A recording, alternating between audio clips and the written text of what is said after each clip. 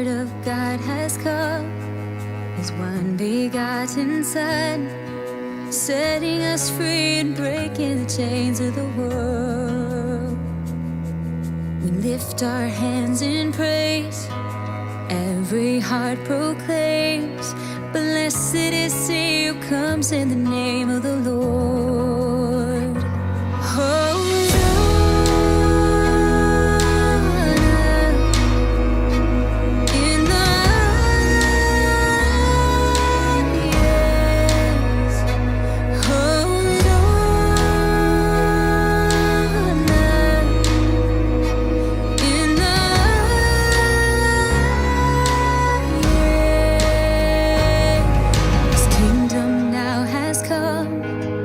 Victory is won. His blood has made clean the sins and the stain of the world. We worship and we doubt, but the rocks are crying out. Blessed is He who comes in the name of the Lord.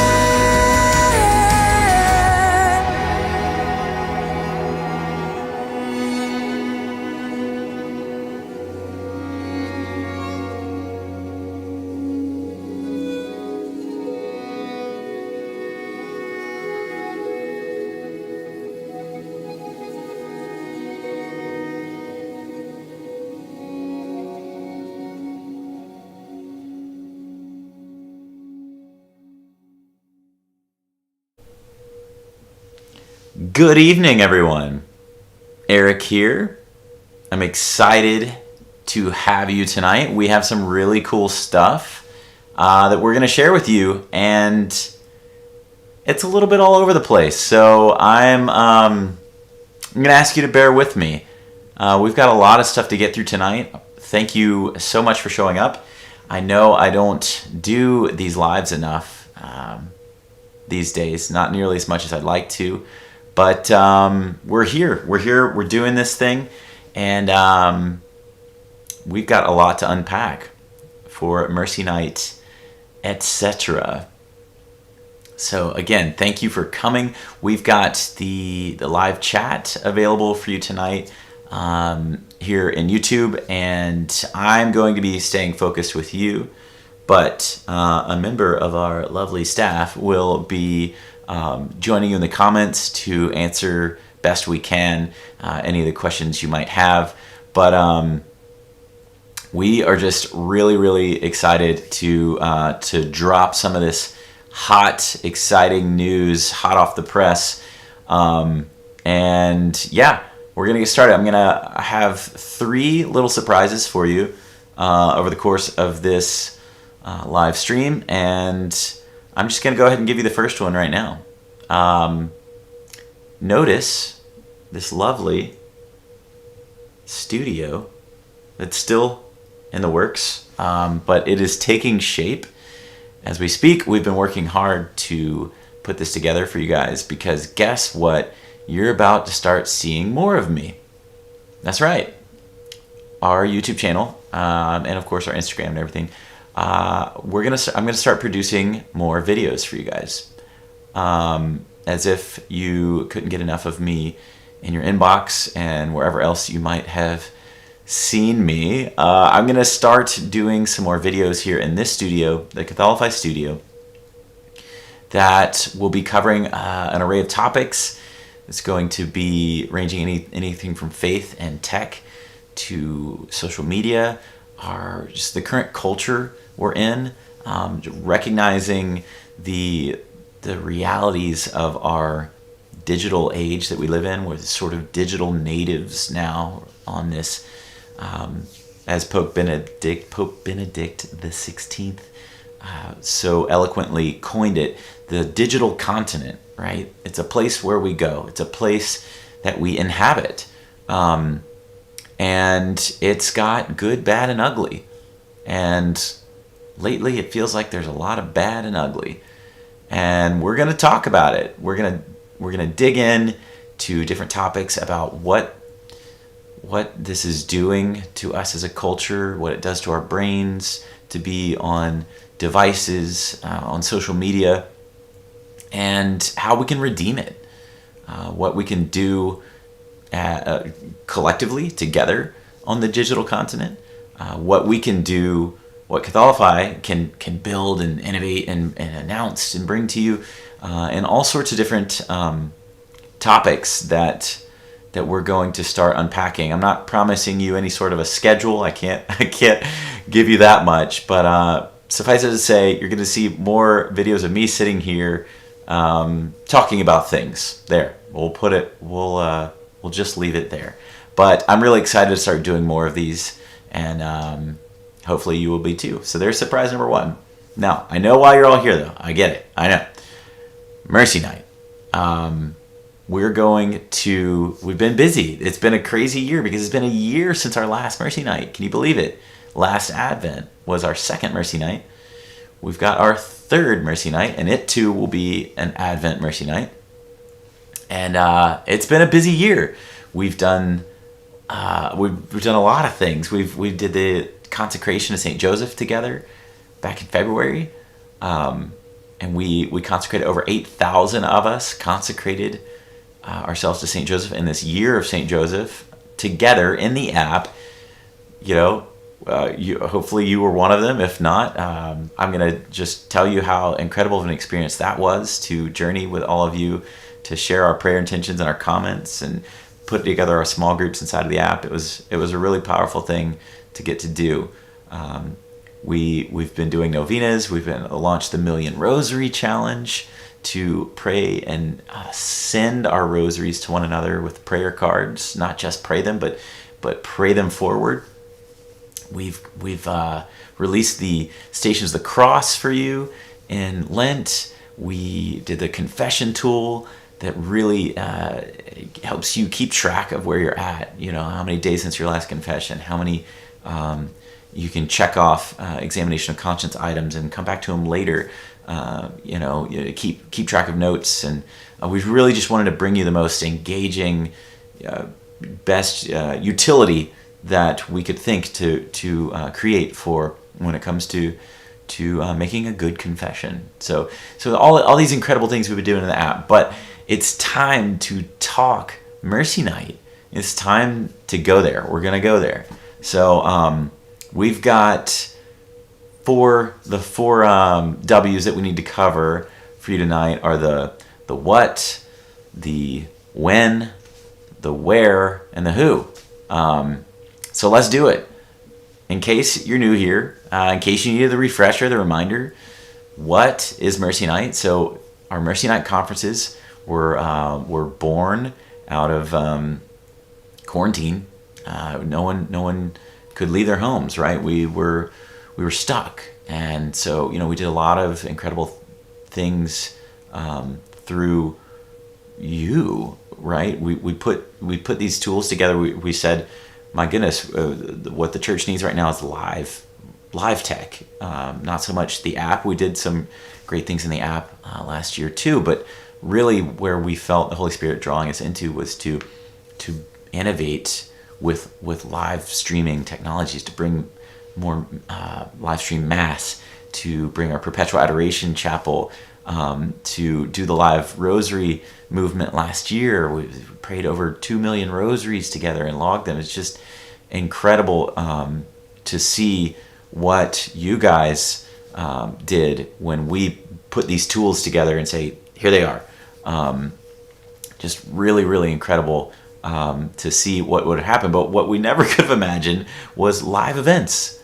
Never thought God was going to call us to do events. But sure enough, we did 2 Mercy Night conferences last year, and you may have been there for both of them. You may be new here and did neither of them.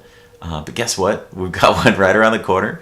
And what is Mercy Night? Mercy Night is a gathering place. It is a place to unite in the Eucharist, to come together as one church in one night, to hear amazing, powerful testimony, to worship with powerful music, and to gather in the Eucharist. And what is unique about Mercy Night is the ability to bring our communities together. So to gather both physically and virtually, whether you're stuck at home, whether you can gather at one of our participating host parishes, so that in the moment of adoration on the live event that you too can enter into, you turn the live stream off if you're watching at your parish, and then enter into to live adoration where we're truly united in the Eucharist. That's what's so powerful about the mercy, the night of mercy, is to unite ourselves in seeking collectively and in unison Christ's abundant mercy through the Eucharist. So that's what's so incredible about these events, is their ability to connect us virtually and physically simultaneously. And so that is what we are bringing back to you in when? Are we ready for the when? So we've covered some what, but when is this Mercy Night, you ask? Well, I'm glad you asked, because it just so happens that in exactly 1 month from now, at 7 p.m. Central, 8 p.m. Eastern, right now in 1 month, not November 10th, but December 10th, you will be participating in our 3rd official Night of Mercy event, and it is going to be awesome. We are really, really excited about the who, but I don't want to jump to that just yet. But mark your calendars. We'll have more information to keep filling you up between now and then, but we have exactly 1 month from right now. We will be doing this thing with you right here on this YouTube channel. We will be having the next Mercy Night. It's official. It's happening. So we're really, really pumped to be at it again, to be doing this again with you guys. So get really excited about that. I tried to drag out the when to have more to say about it, but that's a pretty easy one to cover. It is December 10th in exactly 4 weeks. So that about covers that. So we're going to go straight into the where. That's what's fun about the where. As I mentioned, we obviously are going to live stream this event for you online on this YouTube channel, on our Facebook. And we're also, what's unique about it, as I've said before, is that those of you that can participate, so there's nothing official when I say our host parishes. You are our host parish. If you are that person that can pull those strings to take this itinerary that we'll have for you and say, here's when this will happen, here's when that'll happen, here's when you can turn off, say, the projector screen that you can have set up in your parish, and transition into, or leave it going, but we usually encourage folks to, if you're able to do this and enter into adoration, just turn off the screen. Don't what else could you possibly need to see at that point in time? So you can leave the audio going and hear the music that our worship team will lead, but that's the beautiful aspect of, if you guys can orchestrate at your own parish, and we'll have all the information you need at mercynight.com. So that's the easy answer to the where, is get all the information you need at mercynight.com. But of course, the event itself, taking place in 1 month, will live stream here, and hopefully in as many participating parishes as possible. But where we're taking that a step further, the where, so to speak, where this event is taking place, we understand that not everybody can put together an event, whether you can do it in your parish, whether you can do it in your parish hall, wherever you can gather, we strongly encourage you to do so, and we will be there every step of the way to make that process as easy as possible for you. But we don't want that to stop there. We don't want you to say, well, goodness, there's no one in my area doing, my parish didn't put it in the bulletin, so I guess I don't have an option. But that's not true, because what we want you to do, we want you to open your doors to your home. We want Mercy Night to happen in as many homes as possible, or as many parishes as possible, or any combination thereof.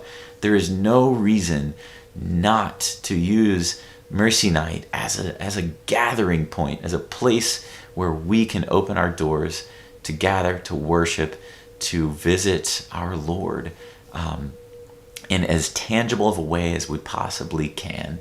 If it has to be from your screen, then so be it. But do this together. Let's do this together. Let's bring our communities together, bring our families and friends together.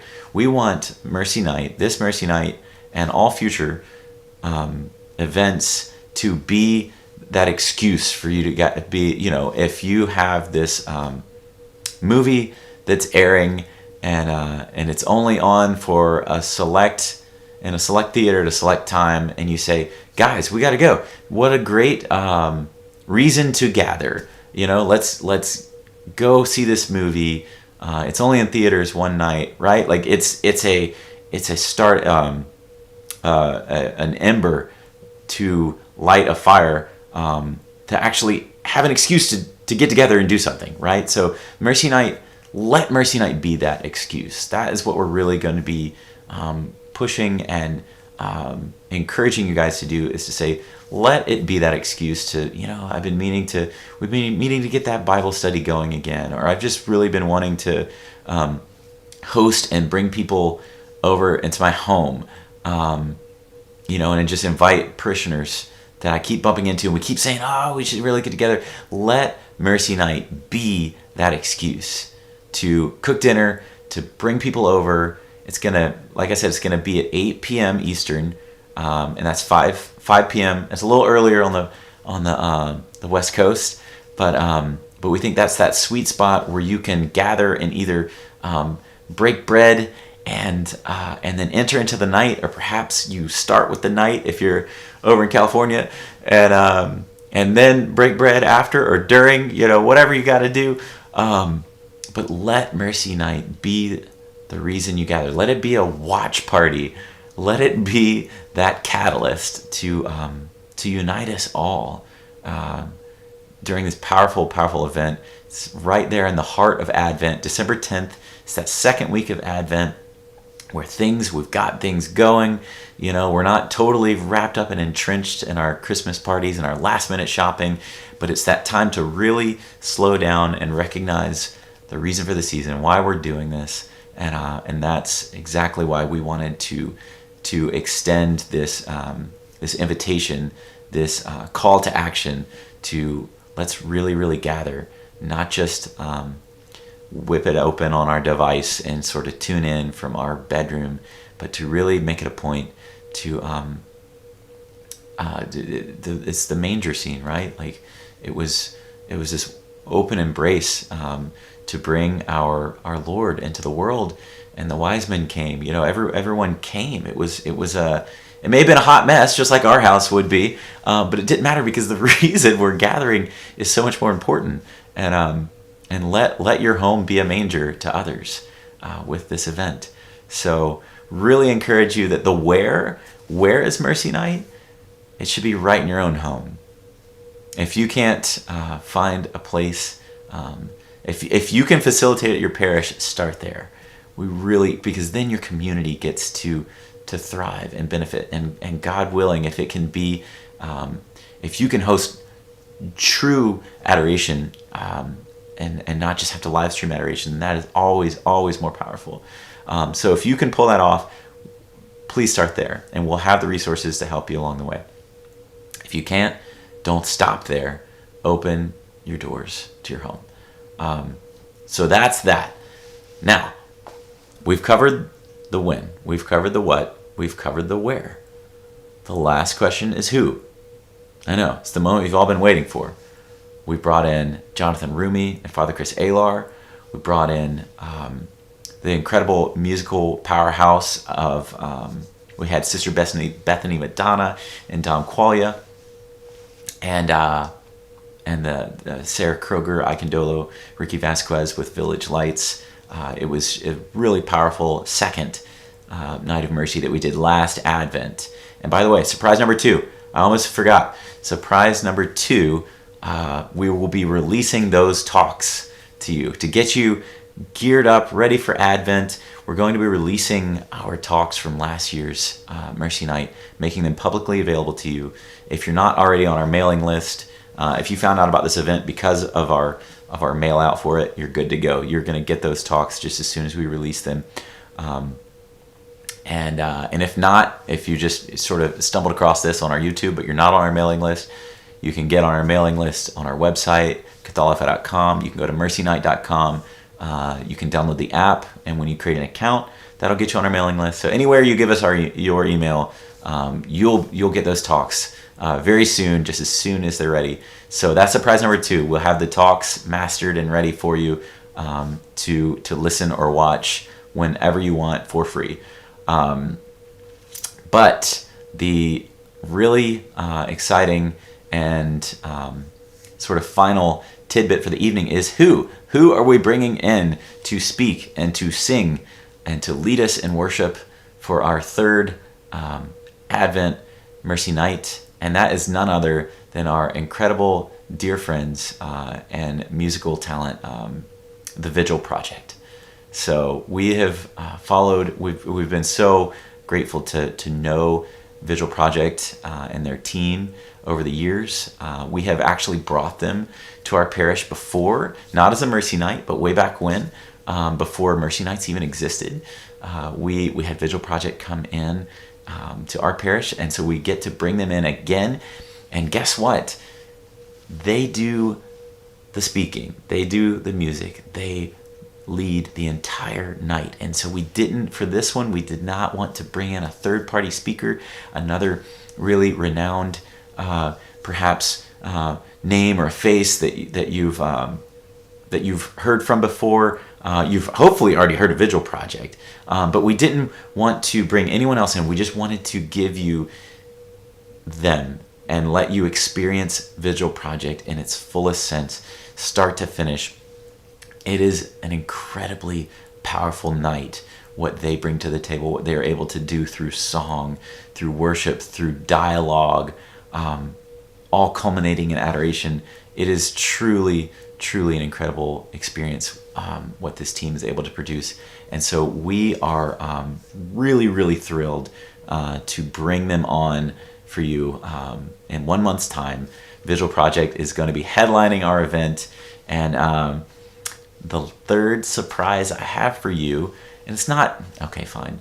If you were watching your email, I did say that you might, I didn't promise it, but I said you might hear from a special someone, and that is exactly what we're doing for you tonight. So the rest of this conversation, you won't have to look and listen to me for the rest of the night. We're going to be going live with Andrea, one of the co-founders of the Vigil Project, the co-director, and we've got Andrea here on the line, and we are going to unpack a little bit more about the night and what you can expect.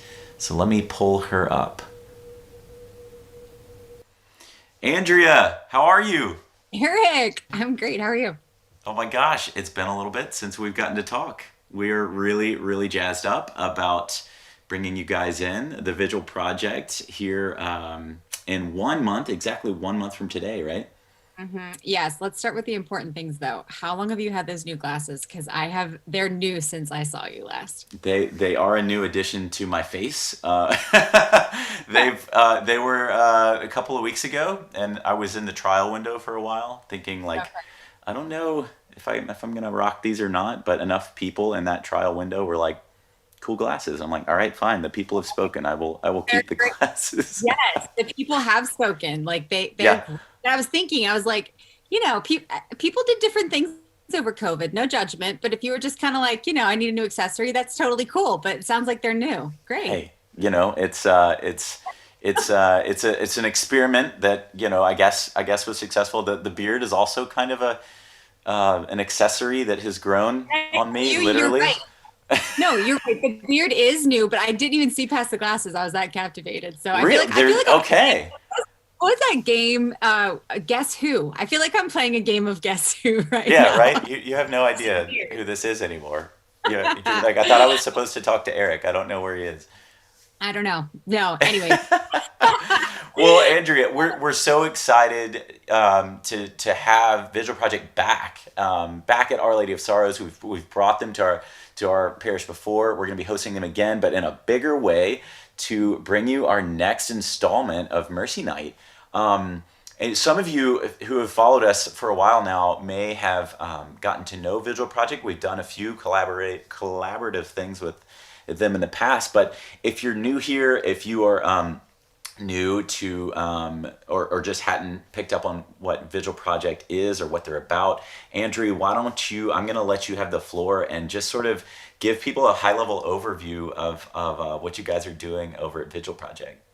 Thank you. Well, we're so it's an honor to be brought into any community. It's a different level when you're brought back, and it's a real it's a beautiful thing because you can sort of build on the experience together. And I feel like we got to really be with you guys and your people, and that's like our favorite thing as a ministry, is to be with people. And so, for those of you that don't know who we are a Catholic music organization that's been around coming up on 6 years.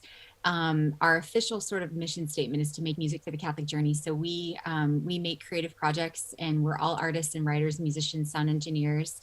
So sort of a Catholic music collective, so to speak, and with a real mission of creating music from a sacramental worldview, with sort of that ebb and flow, the church and her wisdom with our liturgical calendar and season. It really started almost, I dare I say, on accident, when we had this group of Catholic artists who were all friends, and we all really were looking for new music to pray with during the sacred seasons of the church calendar, and that kind of birthed what is now our full ministry. So yeah, It's really crazy. incredible. I mean, to see you guys grow, kind of from the beginning. We've been able to watch you guys on the journey of bringing the music into the Catholic journey, right? Like it's really been an incredible thing to witness, like what you guys have become and what you're doing with music for the church, and like you said, the way it honors and works within from a musical lens, like what we know to be true about our liturgical calendar, our ebb and flow of our seasons of life as a liturgy, as a church, as a people. Like you guys are animating that with music instead of just sort of throwing stuff out there. You guys are, releasing Advent content during Advent, releasing, you know what I mean? Like, and that's in fact what we're able to do with you guys. So, you know, for those of you who are learning about them right now, you guys actually tour, right, during Advent and Lent in particular.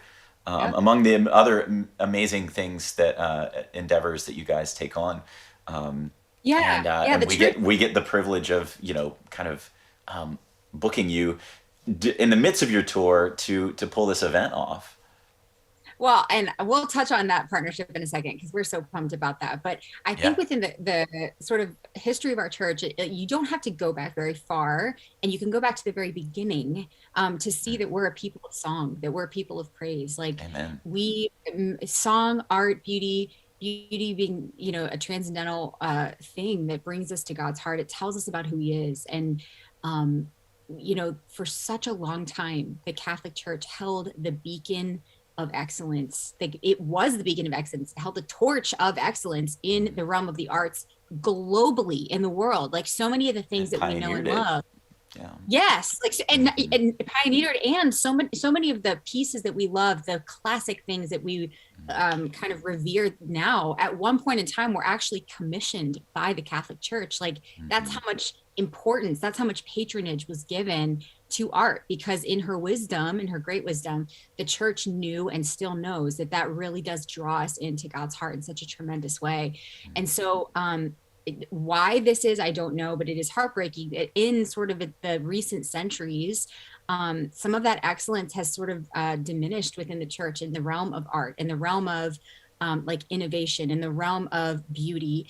And there's no reason for that. There's no reason for that at all. And I think that there's a huge wave, you guys Catholify included, so many ministries and people I am finding and seeing, and it's so inspiring to me, and it fuels what we're doing, is people of all ages in the faith are standing up and reclaiming that excellence for the church. That not to say that it's not rightfully anyone else's, but it's one of those things where it's just been a really amazing thing to see, almost like magnetically. And you and I have talked about this offline too, but just almost like this magnetic force of these people with similar hearts at this time in our history of the church, coming together, having a collaborative spirit, having a passion for excellence, a desire to give back to the church, to stay in the church, give back to the church, raise up the church, elevate the church.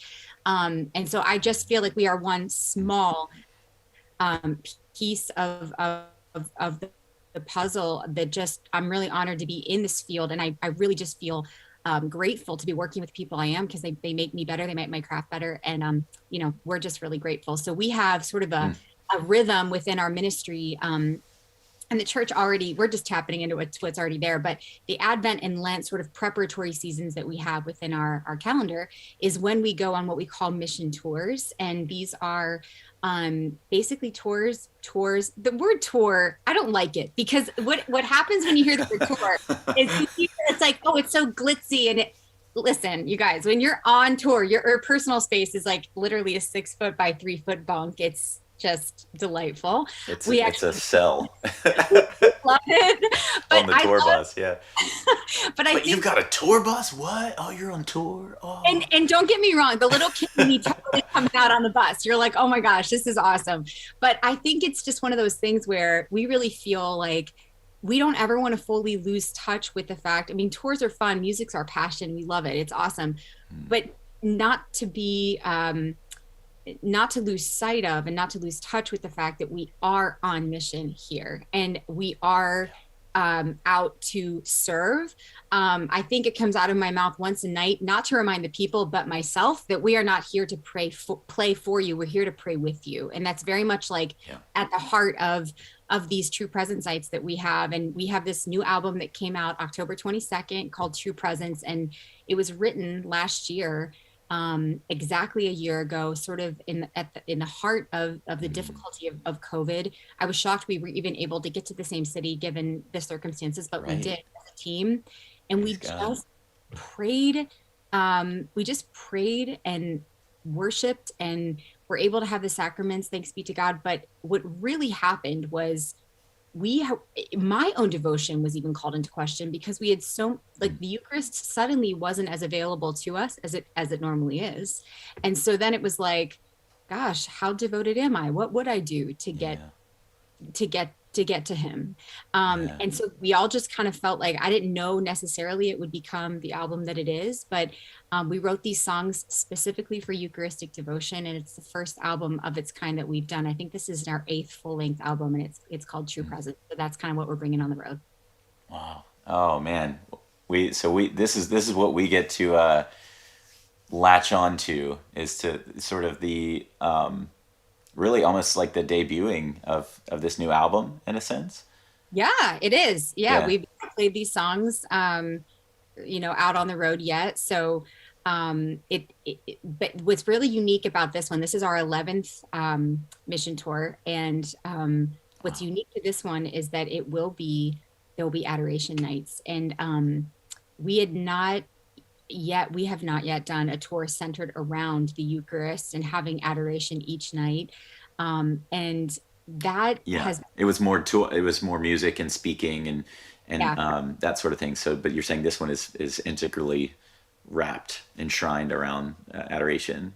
yes. It's beautiful. Um, yeah, and it's been Well, a and this is real, why it complements Mercy Night so well. This is why we knew this was going to be a good fit for everybody. Sorry, I might be jumping the gun no, on the no, I'm cross so excited. pollination, but I know. Well, I'm just so excited because the last one, I remember that night well. I remember the venue well. You guys did such a nice, beautiful job with the set and the staging and everything. I thought it was so awesome. I remember the jam session we had at Soundcheck too. That's like in my head.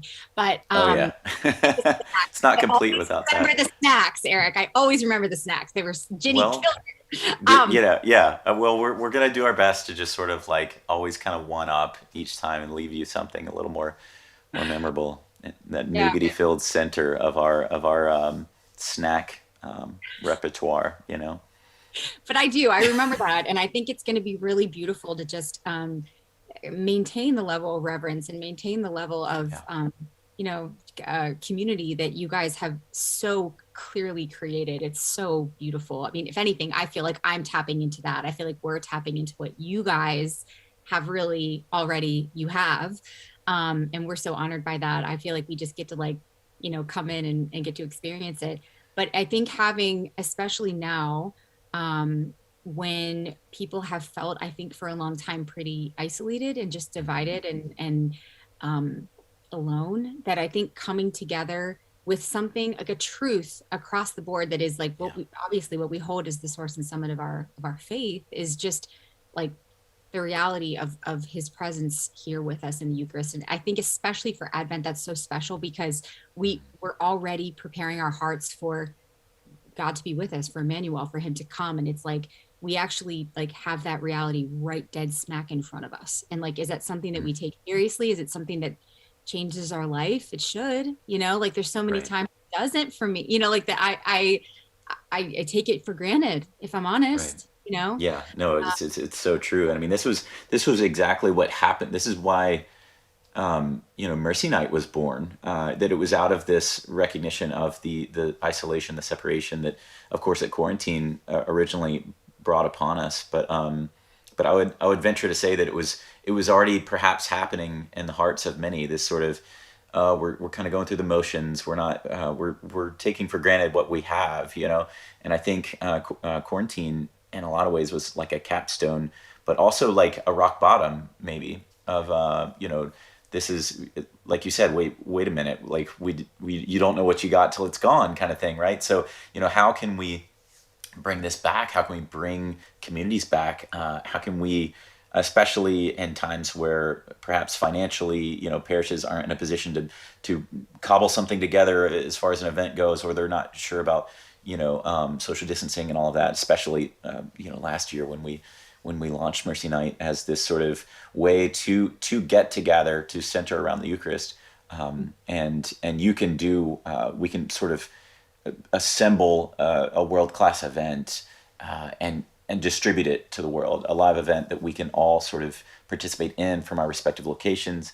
And that's why we're excited this time, as I said earlier, that we're going to branch it even further out. A lot of folks that don't have a participating parish that's going to be doing this, fine, just open your home. Like, let's have watch parties. Let's make this an excuse to gather, right? To center ourselves around the Eucharist and one another in this preparatory time, right?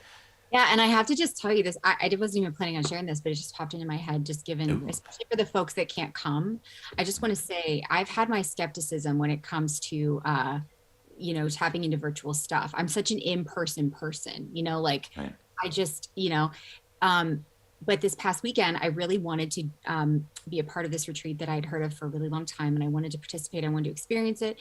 And one of the sessions was adoration, and somebody was leading a reflection, and I just kind of, here's the deal. It was the best that I could not get there. It was in Mm-hmm. another state, and it just wasn't in the cards for me to go. I still wanted what they had though, and I just was like, okay, God is God. I feel compelled to be a part of this. I'm going to go as far as I can go, and I'm going to use technology in the way that it's here for something beautiful and good. And I'm just going to see what the good Lord has. Is it the same as going to my chapel and going to Eucharistic adoration? No, but I am still going to tap in and go. And can I tell you, I, I, I, it was such a grace-filled night, Eric. It was, Wow. I was in tears. God used Mm. it. I needed it. It was like, I don't know how. It wasn't the same as being in the same room. I'm not saying that, but did I sort of Yeah. feel like I was in the same room with those guys in Yeah. praying through what they were praying through? I You felt did. it. It was used. It was used Yeah, in right. a You real thing. gave it, and it was, yeah. Yeah, and it's not Yeah. something I did, but I just was like, all right, well, here's what we got, and the Lord really blessed it. So I do just want to encourage anybody that can't physically come, or if you can physically come, please do. But if you can't, that technology is used for so many things that don't glorify Mm. God. That when there's opportunities to use it to glorify Him, to strengthen our relationship with one another, with the community Right. that God's given to us, and to sort of like tap into moments of grace. I was really blown away this past weekend by that experience. Not even knowing I'd be talking to you, Ned, about this. I just felt compelled Yeah. to share that. It was awesome.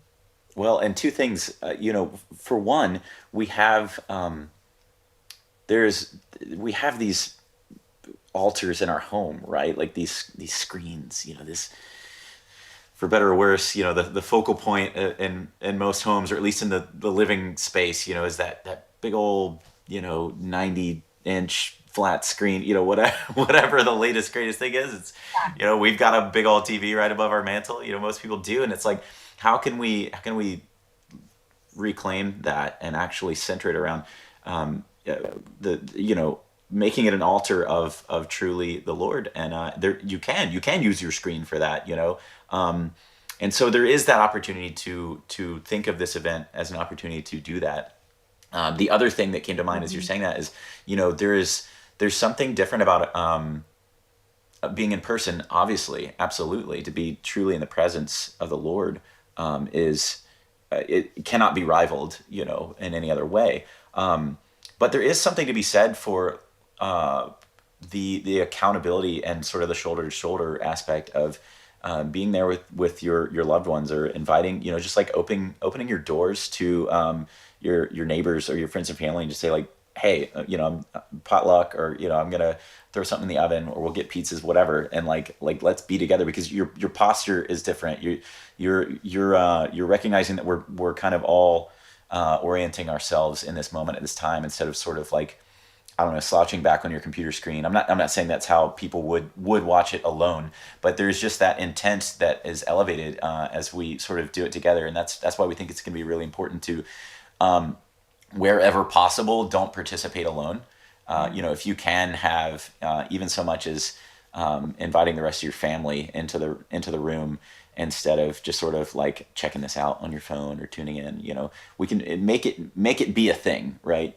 What I'm Because, hearing, yeah, Eric, is you're saying bring good snacks. That's bring what good I'm snacks. hearing I here. mean, that you show up for good snacks, right? I Why do. wouldn't it work for everyone else? Just offer good snacks, and people will show up and be like, by the way, we're tuning in Yeah. to something tonight. You don't even have to tell them. Yeah, you should probably tell them what the programming will be for the evening. But I love but yeah, that's how that and I works. want So to say this too. not that I'm like here to give a TED talk, but just as like a little reminder to I feel like I need this reminder on a daily basis. So there's so many times I go to an event or I tap into something online or whatever, and I really, I don't mean to, but there's like this preconceived notion. I'm like, I know what's coming. Like, I know what this is going to be. You know, it's almost like I can't be surprised. Oh, yes, you Right. can. And I can too. And I Sure you like, can. just like that experience I was describing to you guys from Saturday evening this past weekend with me, Yeah.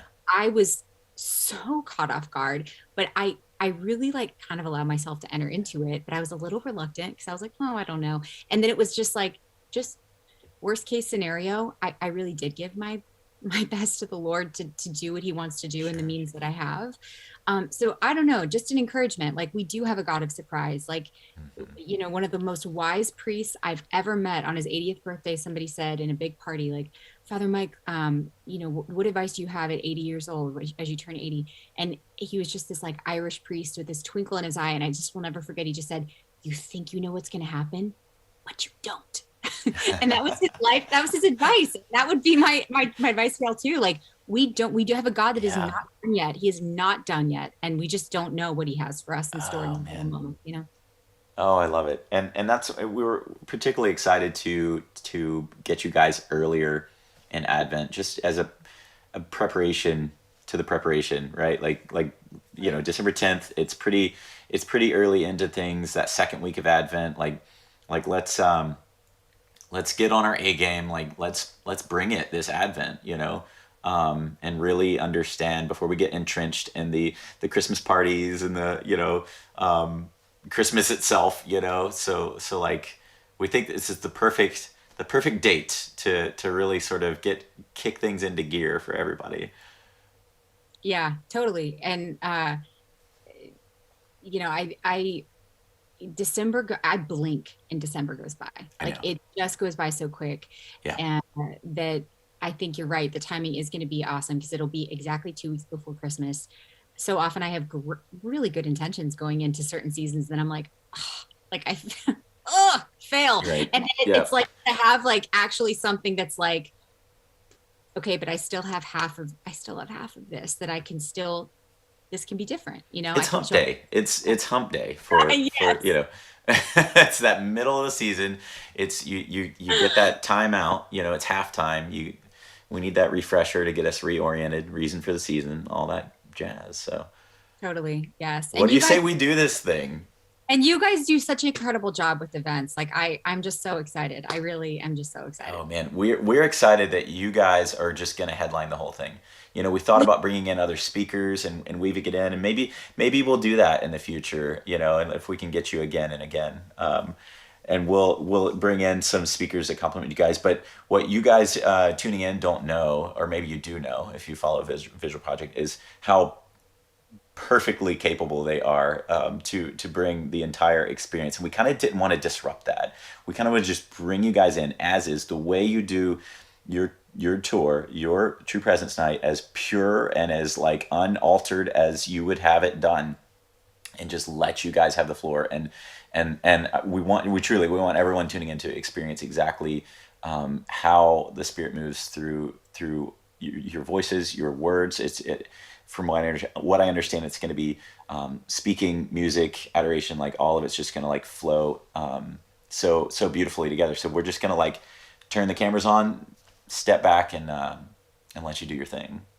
Oh, well, thank you for that, Eric. You're so gracious. And you know, uh it is such a, yeah, I said this at the beginning, but it really is. It's not a small deal to be invited into someone's community, into somebody's you know, their parish, and their this a beautiful community you created here with Catholify. It's like so clear to me that you've got amazing, amazing people here who have hearts that want to grow closer to the Lord. And, um, you know, I don't know what it is about music, and I don't know what it is about carving out an evening. And I don't know what it is about that, because there's so much available to me every day at my own parish that Hmm. it feels, you know, there's something, I don't know, when something's on the calendar and it's like carved out, and it's something programmed that someone's actually put together to help me journey through a season and actually hold my Right. hand, take me from 7 o'clock to 9 o'clock or whatever it is, and give me an opportunity, which all we feel like we do is just create the space.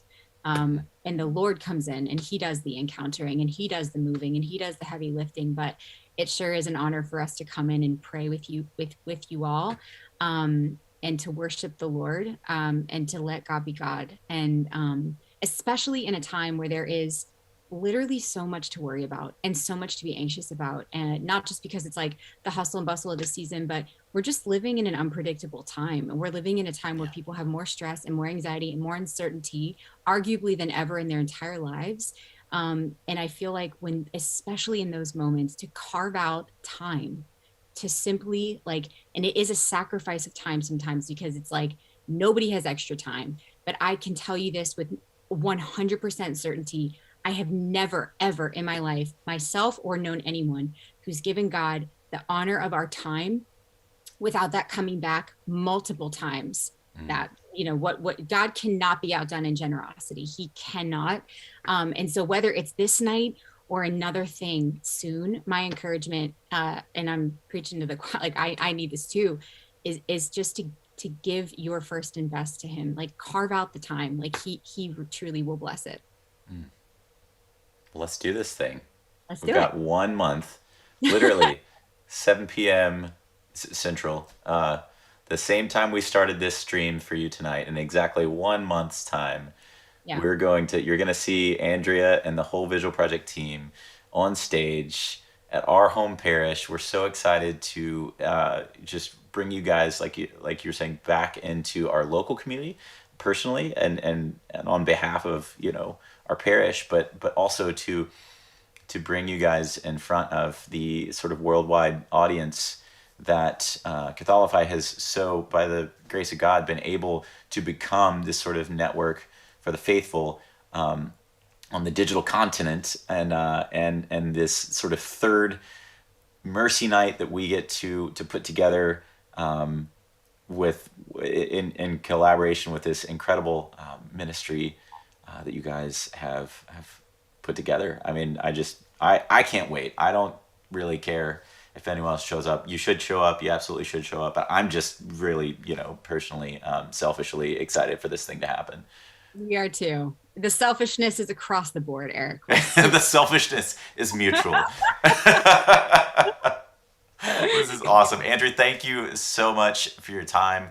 We just can't wait to have you. I know you guys are getting geared up for the first legs of the tour, because I mean, what's the first tour date? Like, what's the first night for you guys? It's in Grove City, Ohio, which is actually, like, I'm from Cincinnati, so that's like 90 minutes from here, near Columbus. So that'll be our Nice. first event on November the 30th. Yeah. Yeah. So I mean, literally, Advent starts, boom, you're there. Yep. So you Pretty need much. you probably need to like go and, I don't know, like rehearse and pack your bags and just get ready for that tour bus. So Probably do. And I need to let snacks. you go. And snacks. Hey, they better get their snack game on, because we Okay, are gonna this is my be. last thing. This is kind of fun, you guys. That's like one of my job descriptions, is bus snacks. Not a joke. That's like one of my That's your. things. I'm So it's on you in the interim, like between venues, like you're snack girl. When you are Lebanese and Italian, it comes with the territory, Eric. I mean, I didn't even volunteer. I was voluntold, and that's fine because we like to That's feed. it. Yeah. Well, Jenny's Lebanese, so that's why that works. Yeah. Now that we're going to talk about that. Yeah, we have so much more to talk about when you get here. So just get here, and all of you guys get ready for Visual Project, for Mercy Night meets True Presence Night. It's going to be an incredible way to gear up this Advent. So So God excited. bless you, Andrea, and your team.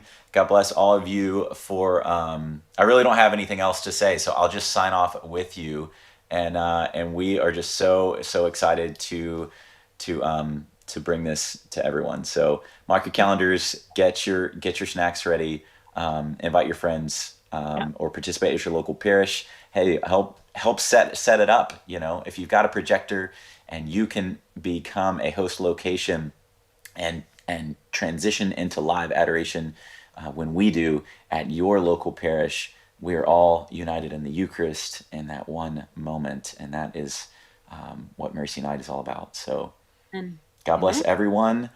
Sleep well, and more details to come. Stay tuned. Thanks, Eric. All right. Good night. Good night.